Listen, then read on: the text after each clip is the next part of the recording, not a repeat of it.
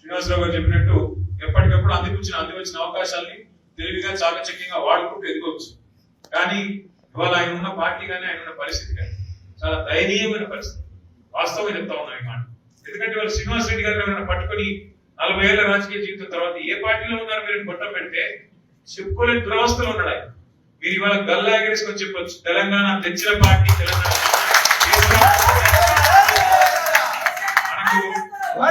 మనకు ఆయనలాగా cabinet rank లేకపోవచ్చు, కానీ మన కాళ్ళ ఎగరేసే సత్తా మనకుంది.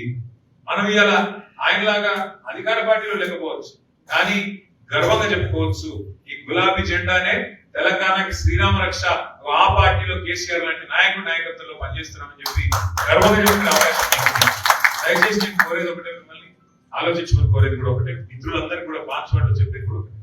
మనం ఈ రోజు నిజంగా కూడా ఇది ఒక అరుదైన సందర్భం.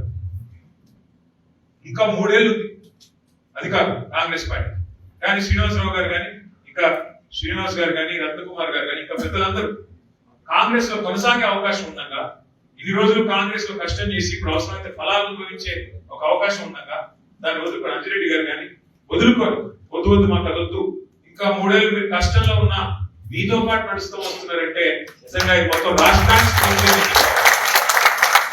నాకైతే అనిపిస్తా ఉంది. బాన్స్వాడలో కూడా మీ అందరి చేరికతో ఇదివరకు కంటే మన శేర్లింగపల్లి నియోజకవర్గంలో నేను చూస్తున్నాను సేమ్ ఇదే పరిస్థితి. గెలిచిన పిల్లగా అయిపోయినారు, కానీ అక్కడ కూడా మనం మీటింగ్ పెడితే కార్యకర్తల మీటింగ్ పెడితే 5-6 వేల మంది వచ్చినారు శేర్లింగపల్లి. ఎప్పుడెప్పుడు ఉపయోగకి వస్తుందా, ఎప్పుడెప్పుడు ఇట్లా పార్టీ మారిన వాళ్ళకి బుద్ధి చెప్పాలా అన్న ఆలోచనలో ప్రజలు కార్యకర్తలు కూడా ఉన్నారు. నిన్నగాక మొన్న ఇక్కడే ఉన్నాం నేను ప్రశాంత్ రెడ్డి గారు, మనుగూరు నియోజకవర్గం 350 కిలోమీటర్ల అవతల. అక్కడ నుంచి 300 మంది కాంగ్రెస్ నాయకులు, అధికార పార్టీ వాళ్ళు 300 మంది, ఇంకా 3 ఏళ్ళ అధికారం ఉండగా దాన్ని వదులుకొని 350 కిలోమీటర్లు ప్రయాణం చేసి వచ్చి ఉదయం 3 గంటలకు లేచి ఇక్కడికే వచ్చి కండువాలు కప్పుకొని ఖచ్చితంగా మేము కొట్లాడతాం, మళ్ళీ తెలంగాణ మనం కేసీఆర్ గారి చేతుల్లో పెట్టాలి అని మాకు స్ఫూర్తినిచ్చి ఉత్సాహాన్ని ఇచ్చి విశ్వాసాన్ని చెప్పి మీరు పోతా ఉన్నారు.